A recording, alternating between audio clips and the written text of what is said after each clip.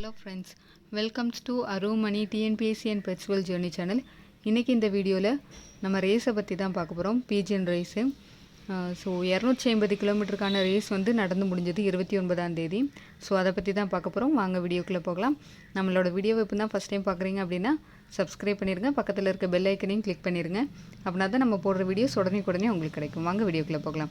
So இந்த வருஷம் 250 கிலோமீட்டருக்கான race வந்து திருச்சியில் வச்சு நடந்தது. அதுக்கான ஸ்பாட்டும் செலக்ட் பண்ணியிருந்தாங்க. ஓப்பன் ரேஸ் மற்றும் நம்ம கிளப் சார்ந்த ரேஸ் 2 விதமாகவே நடந்துச்சு. நம்ம 2 ரேஸுக்குமே வந்து புறாவை வந்து அனுப்பியிருந்தோம்.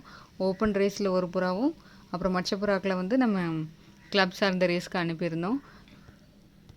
ஸோ 2 ரேஸ்க்குமே வந்து 28ஆம் தேதி நைட்டு வந்து புறாவை டேக் பண்ணோம்.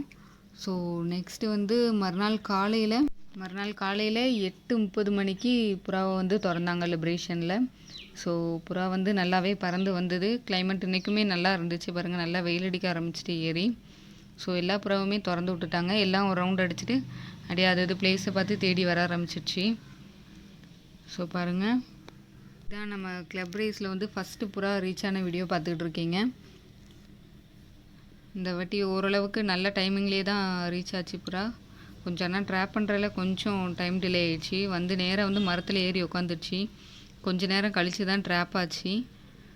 ஸோ கொஞ்சம் அந்த வெலாசிட்டி வந்து அதனால் கொஞ்சம் மிஸ் ஆயிடுச்சு. ஸோ அடுத்தடுத்து நம்ம புறா ட்ராப்பான வீடியோ தான் பார்த்துக்கிட்டு இருக்கீங்க.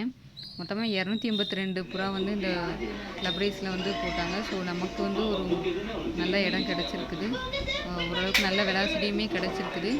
ஸோ ஓப்பனில் போட்ட புறாவும் வந்து போர்டிங் டைமுக்குள்ளேயே வீட்டுக்கு ரிட்டன் ஆகிடுச்சு. அதுவும் ட்ராப் பண்ணியாச்சு. ஸோ நல்ல எதிர்பார்த்த ஒரு நல்ல ரிசல்ட்டு தான் கிடச்சிது இந்த 250 கிலோமீட்டர் ரேஸில்.